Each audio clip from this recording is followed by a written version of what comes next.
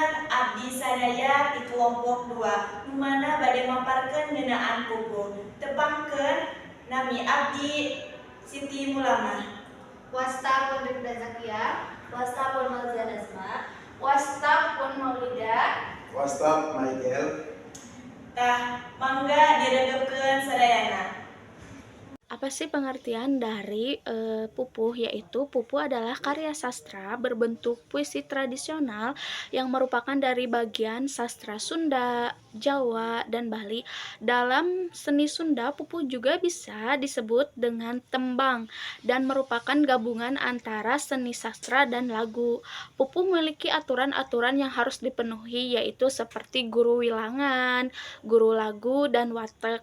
Nah, pupuh dapat dijeniskan menjadi 17 jenis pupuh dalam sastra Sunda dan dapat dikelompokkan menjadi 2 kelompok, yaitu Sekar Ageng dan Sekar Alit. Guru gatra, guru wilangan, dan guru lagu adalah aturan dalam tembang Macapat Jawa. Guru gatra adalah jumlah dalam satu bait. Guru wilangan adalah jumlah suku kata dalam setiap baris. Dan guru lagu adalah bunyi vokal di akhir setiap baris.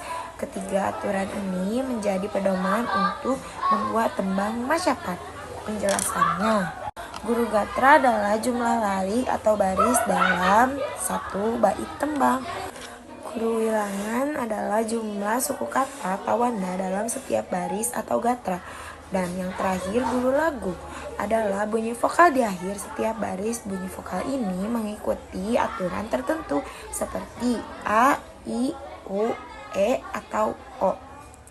Tujuan dari pupuh Sunda yaitu sebagai sarana pendidikan untuk menyampaikan nilai moral dan budaya. Selain itu juga sebagai media ekspresi perasaan dan cerita, serta berfungsi sebagai identitas dan kebanggaan budaya yang perlu dilestarikan.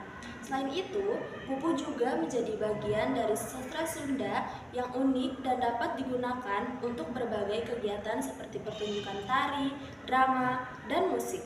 Jenis pupuh terbagi menjadi 2 kategori utama, yaitu pupuh Sekar Ageng dan pupuh Sekar Alit. Yang pertama yaitu pupuh Sekar Ageng. Pada pupuh ini terdapat 4 jenis pupuh. Jenis pupuh yang termasuk Sekar Ageng diantaranya yang pertama yaitu Kinanti, yang kedua yaitu Sinom, yang ketiga yaitu Asmarandana, dan yang keempat yaitu Dangdang Gula. Nah, pada pupuh Sekar Ageng dapat dinyanyikan menggunakan lebih dari satu jenis lagu dan biasanya digunakan dalam puisi Sunda yang bersifat cerita atau wawacan. Syair pada pupuh ini relatif lebih panjang dibandingkan dengan Sekar Alit. Selanjutnya yaitu pupuh Sekar Alit. Pada pupuh ini terdapat 13 jenis pupuh. Jenis pupuh Sekar Alit diantaranya yang pertama yaitu Durma.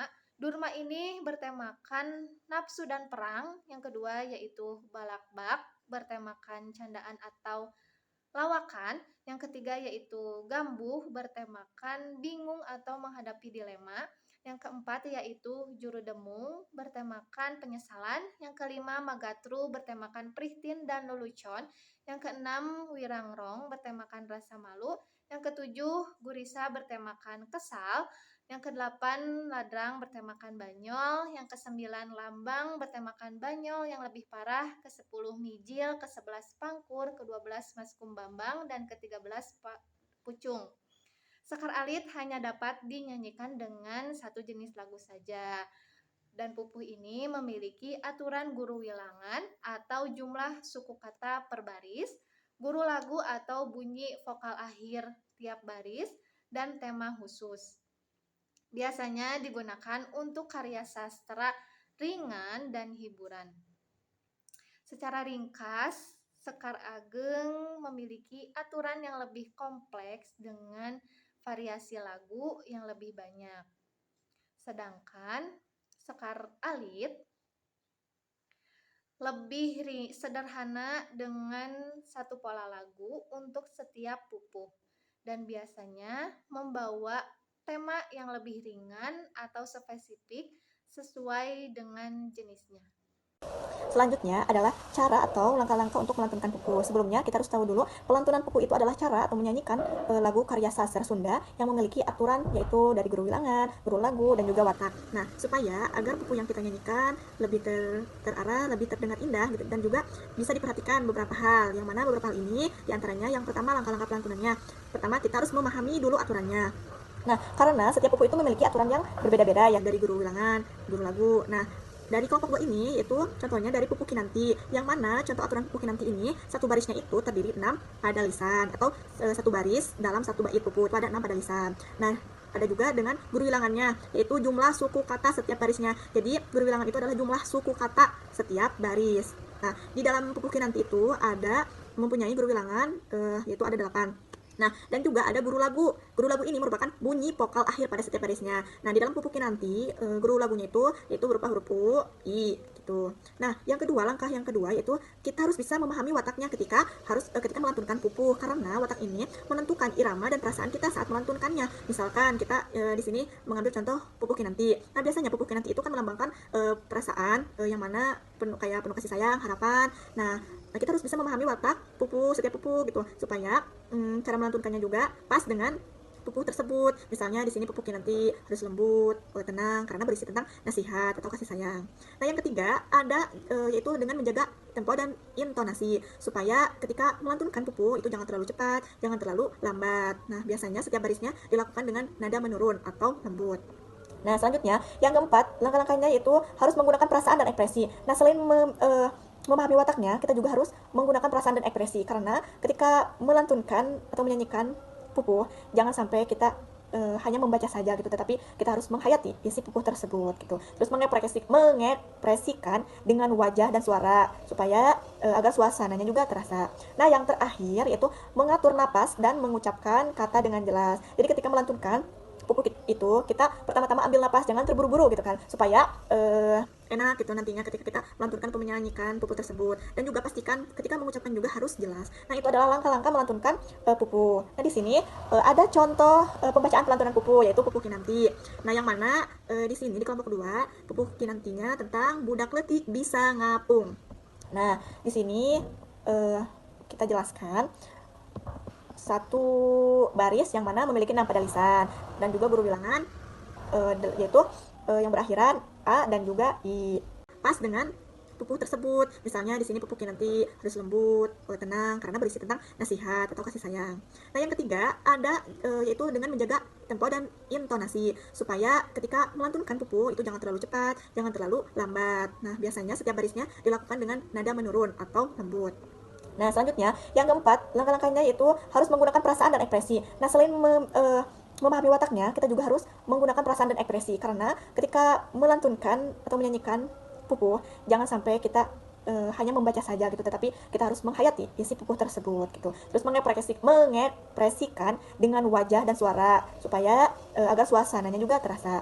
Nah, yang terakhir yaitu mengatur napas dan mengucapkan kata dengan jelas. Jadi ketika melantunkan pupu itu, kita pertama-tama ambil napas, jangan terburu-buru gitu kan, supaya enak gitu nantinya ketika kita melantunkan atau menyanyikan pupu tersebut. Dan juga pastikan ketika mengucapkan juga harus jelas. Nah, itu adalah langkah-langkah melantunkan pupu. Nah, di sini ada contoh pembacaan pelantunan pupu, yaitu pupu kinanti.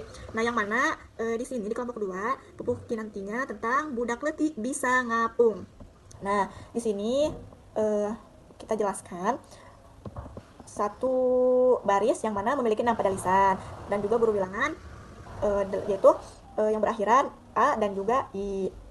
Budak letik bisa ngapung. Nah, itu merupakan pertama kita nadanya sedikit naik, lalu pas terakhir, nada terakhir itu agak lembut. Tapi maaf ya, saya kurang bisa.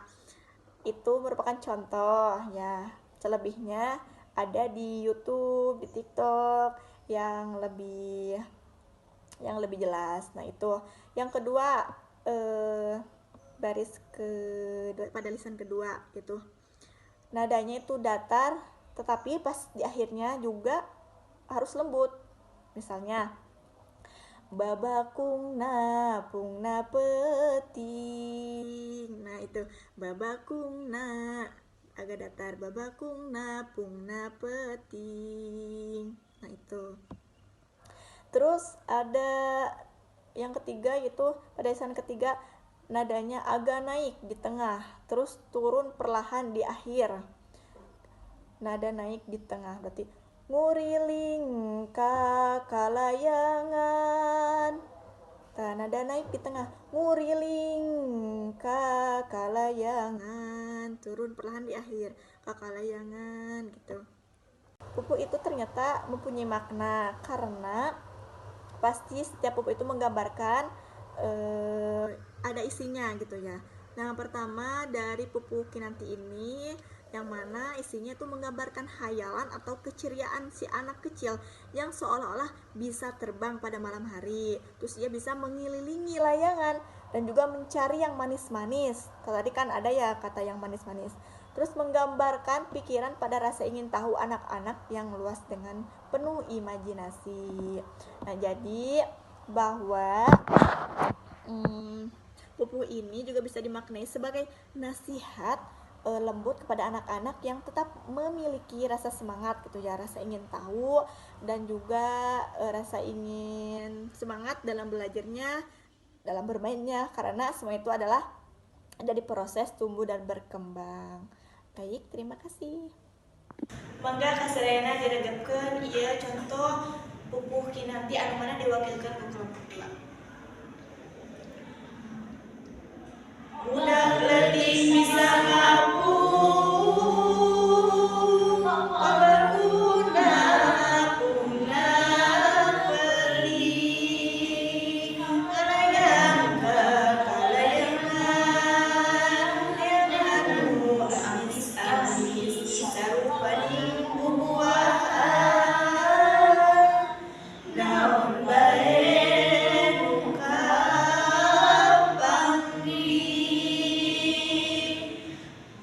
Ari berang ngagerantung,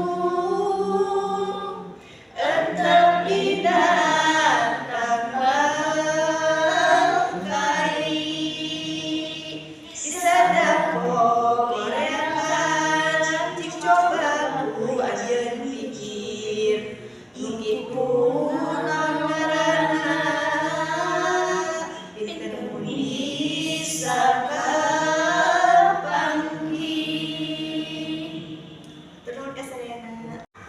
Pupu adalah karya sastra Sunda berbentuk puisi tradisional yang berkait oleh aturan guru bilangan, guru lagu, dan watak.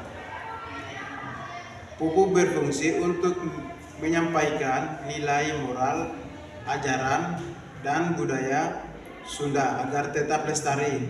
Walaupun pelaturan pupu, kita dapat belajar mengekspresikan perasaan, menghargai seni suara, serta menumbuhkan rasa cinta terhadap budaya daerah.